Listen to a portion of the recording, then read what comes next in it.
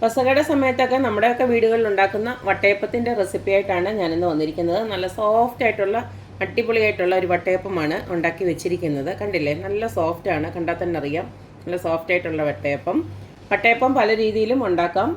ഇത് നല്ല ട്രഡീഷണൽ രീതിയിൽ തന്നെ നമ്മൾ സാധാരണ അരിയൊക്കെ അരച്ചുണ്ടാക്കുന്ന ഒരു രീതിയിലാണ് ഞാനിന്നിവിടെ കാണിച്ചിരിക്കുന്നത്. അപ്പോൾ നമുക്ക് ഈ ഒരു വട്ടയപ്പം എങ്ങനെയാണ് ഉണ്ടാക്കുന്നതെന്ന് നോക്കിയിട്ട് വരാം. വട്ടയപ്പം ഉണ്ടാക്കാനായിട്ട് ഞാൻ ചെറിയ ചൂടുള്ള വെള്ളം ഞാനിവിടെ എടുത്ത് വെച്ചിട്ടുണ്ട്. ഒരു 1/2 കപ്പ് വെള്ളം റെഡിയാക്കി വെച്ചിട്ടുണ്ട്. ഇനി ഇതിലേക്ക് നമുക്കൊരു 2 ടേബിൾ സ്പൂണ് പഞ്ചസാര ഒന്നിട്ട് കൊടുക്കാം. അടുത്തതിലേക്ക് 1 ടേബിൾ സ്പൂണ് ഞാൻ ഇൻസ്റ്റൻറ്റ് ഈസ്റ്റാണ് ഇട്ട് കൊടുക്കുന്നത്. ഇതിനി ഒന്ന് ആക്റ്റീവായിട്ട് വരട്ടെ, അതുവരെ നമുക്കൊന്ന് വെയിറ്റ് ചെയ്യാം. ആ സമയം കൊണ്ട് നമുക്കൊന്ന് കപ്പ് കാച്ചിയെടുക്കണം. അതിന് വേണ്ടിയിട്ട് ഇതുപോലക്ക് 1 കപ്പ് അരിപ്പൊടിയാണ് എടുത്ത് വെച്ചിരിക്കുന്നത്. ഇതിന് പകരം നിങ്ങൾക്ക് 1 കപ്പ് ചോറങ്ങ് അരച്ചാലും മതി. അപ്പോൾ എൻ്റെ ഇപ്പോൾ ചോറ് സ്റ്റോക്ക് ഇല്ലാത്തതുകൊണ്ട് ഞാനിങ്ങനെ ചെയ്യുന്നത്. ഈ അരിപ്പൊടിയിലോട്ട് ഇനി നമുക്ക് 2 കപ്പ് വെള്ളം കൂടെ ഒന്ന് ഒഴിച്ച് കൊടുത്ത് നമുക്കതൊന്ന് കപ്പ് കാച്ചിയെടുക്കാം. ഇനി നമുക്ക് കട്ടയില്ലാതെ ഒന്ന് ഇളക്കിയിട്ട് നമുക്ക് അടപ്പേ വെച്ചൊന്ന് കുറുക്കിയെടുക്കണം. അപ്പോൾ മാവ് ഒന്ന് കപ്പ് കാച്ചിയെടുക്കാനായിട്ട് ഞാൻ സ്റ്റൗ ഓണാക്കിയിട്ടുണ്ട്. ഇതിനെ ഒന്ന് കുറുക്കിയെടുക്കണം. 5 മിനിറ്റ് കഴിയുമ്പോഴത്തേക്ക് ഇതുപോലൊക്കെ കുറുകി വരും. അപ്പം നമുക്ക് സ്റ്റൗ ഓഫ് ചെയ്യാം. കണ്ടില്ലേ, മാവ് ഇതുപോലൊക്കൊന്ന് കുറുകി വരുന്നുണ്ട്.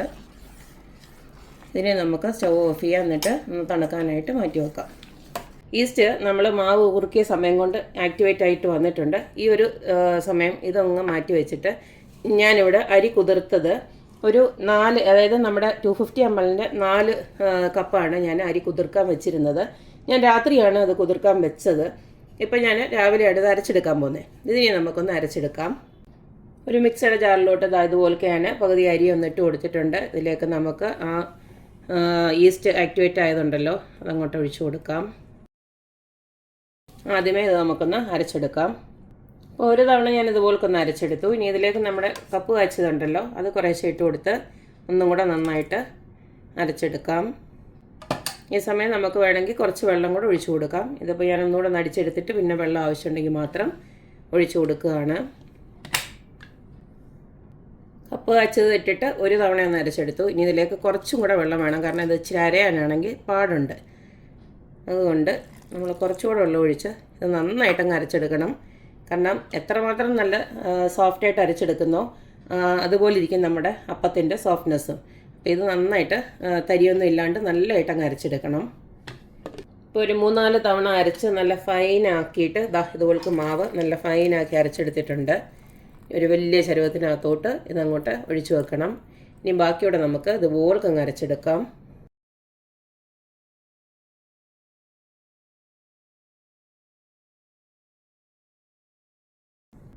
രണ്ടാമത്തെ തവണയുടെ അരി ഇതുപോലക്ക് ഞാൻ 2 ട്രിപ്പായിട്ടാണ് അരച്ചെടുത്തിരിക്കുന്നത്. അതുകൂടെ ഇതിനകത്തോട്ട് ഒഴിച്ചു കൊടുക്കാം. ഇനി നമുക്ക് ഒരു കാര്യം കൂടെ അരയ്ക്കാറുണ്ട്, അതായത് തേങ്ങ. നിങ്ങളുടെ കയ്യിൽ എളുപ്പം തേങ്ങ ഉണ്ടെങ്കിൽ അത് തന്നെ എടുക്കാൻ ശ്രമിക്കുക.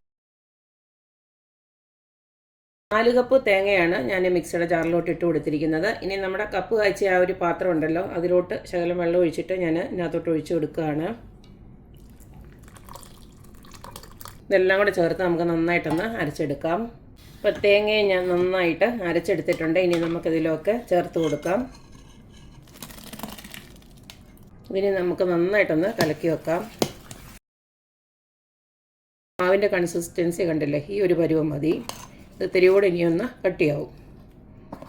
ഈ ഒരു പരുവത്തിന് കലക്കി വെച്ചിട്ട് നമുക്കിനി വെയിറ്റ് ചെയ്യാം. ഇവിടെ ഇപ്പം ഉച്ചയ്ക്ക് 12:30 ആയതേ ഉള്ളൂ. ഇതിനി രാത്രിയിലേ ഞാനിത് അപ്പോൾ ആക്കി എടുക്കത്തുള്ളൂ.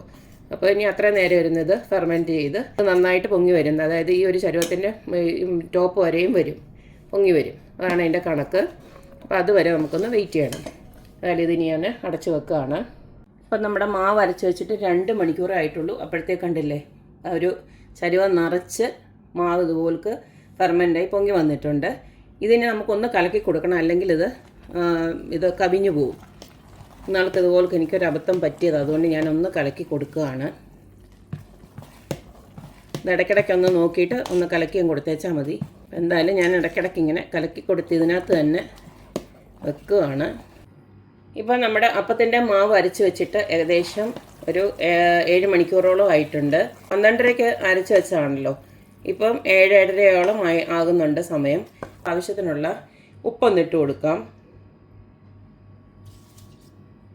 അതുപോലെ തന്നെ ഞാൻ നേരത്തെ പറഞ്ഞ പോലെ തന്നെ വട്ടയപ്പം ആയതുകൊണ്ട് തന്നെ മധുരം വേണമല്ലോ. അപ്പം നമ്മളിത് കറിയൊന്നും കൂട്ടിയല്ലല്ലോ കഴിക്കുന്നത്. അപ്പോൾ അത്യാവശ്യം ഇച്ചിരി മധുരം വേണം. അപ്പോൾ നിങ്ങളുടെ മധുരത്തിന് ആവശ്യമായിട്ടുള്ള പഞ്ചസാരയോടെ ഇട്ട് കൊടുക്കണം. നമുക്ക് ഇതിനകത്ത് വേണമെന്ന് വെച്ച് കഴിഞ്ഞാൽ കുറച്ച് ഏലക്കാപ്പൊടിയൊക്കെ ചേർക്കാം. ഇതിനകത്ത് ഞാനിപ്പോൾ ഒന്നും ചേർക്കുന്നില്ല. ഇത്തവണ ഞങ്ങളുടെ പള്ളിയിൽ സ്ട്രിക്റ്റായിട്ട് പറഞ്ഞിട്ടുണ്ട്, പിന്നെ ഫ്ലേവേഴ്സ് ഒന്നും പാടില്ല. അതുപോലെ തന്നെ മുന്തിരിങ്ങ, അണ്ടിപ്പരിപ്പ് ഇതൊന്നും പാടില്ല എന്ന് പറഞ്ഞിട്ടുണ്ട്.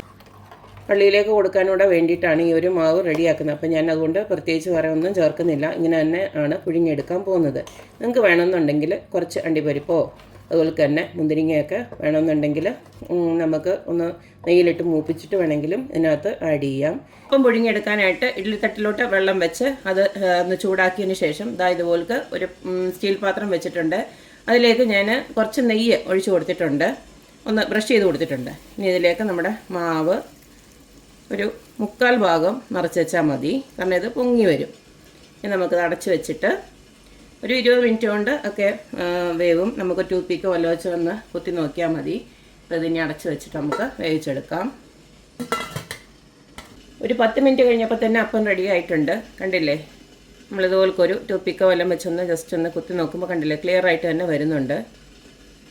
ഇത് നമ്മുടെ പാത്രത്തിൻ്റെ ആ ഒരു കട്ടി അനുസരിച്ചിരിക്കും. ഒത്തിരി നല്ല ഭയങ്കര കട്ടിയുള്ള പാത്രങ്ങളൊക്കെ ആണെങ്കിൽ കുറച്ചും കൂടെ ഒന്ന് ടൈം എടുക്കും. അപ്പോൾ ഇനിയും നമുക്ക് ബാക്കിയും കൂടെ ഇതുപോലക്ക് 1-2 പുഴുങ്ങിയെടുക്കാം. അടുത്ത അപ്പവും ഇവിടെ റെഡി ആയിട്ടുണ്ട്. ഒരു 10 മിനിറ്റ് വെച്ചിട്ടേ ആവുന്നുള്ളൂ. കണ്ടില്ലേ, ഇതുപോലൊക്കെ ഒന്ന് കുത്തി നോക്കുമ്പോൾ ക്ലിയർ ആയിട്ട് വരുന്നുണ്ട്. ഇത്രയേ ഉള്ളൂ, നമ്മുടെ അടിപൊളിയായിട്ടുള്ള വട്ടയപ്പം റെഡി ആയിട്ടുണ്ട്. നമ്മൾ ഈ ഒരു അപ്പമാണ് പെസഹയുടെ അന്ന് മുറിക്കുന്നതും അതുപോലെ കഴിക്കുന്നതും. എന്നാൽ ഡിഫറെൻ്റ് ആയിട്ടാണ് വടക്കോട്ടൊക്കെ. അവർക്ക് പെസഹാപ്പം എന്ന് പറയുന്നത് വേറെ തന്നെ ഉണ്ട്. എന്തായാലും എല്ലാവരും ഇതൊക്കെ ഒന്ന് ഉണ്ടാക്കി നോക്കുക, അഭിപ്രായങ്ങൾ അറിയിക്കുക. നല്ല സോഫ്റ്റ് ആയിട്ടുള്ള അപ്പം തന്നെയാണ് ഇത്. ചിലർ കറി കൂട്ടി കഴിക്കും. നമ്മളൊന്നും കറി കൂട്ടിയല്ല കഴിക്കുന്നത്. നമ്മൾ ഇതിൻ്റെ മധുരം ഉണ്ടായതുകൊണ്ട് തന്നെ കറി കൂട്ടാതെ ഈ ദുഃഖവെള്ളിയുടെ അന്നൊക്കെ ആണെങ്കിലും ഇത് കഴിച്ചിട്ടാണ് നമ്മൾ പള്ളിയിലൊക്കെ പോകുന്നതൊക്കെ. അപ്പോൾ എല്ലാവരും ഇതൊക്കെ ഉണ്ടാക്കി നോക്കുക, അഭിപ്രായങ്ങൾ അറിയിക്കുക. അപ്പോൾ എപ്പോഴും പറയുന്ന പോലെ തന്നെ എൻ്റെ റെസിപ്പീസ് ഇഷ്ടമുള്ള എല്ലാവരും please like, share and subscribe. അപ്പോൾ ഇനി ഒരു അടിപൊളി വീഡിയോ ആയിട്ട് വരുന്നവരേക്കും ബായ്.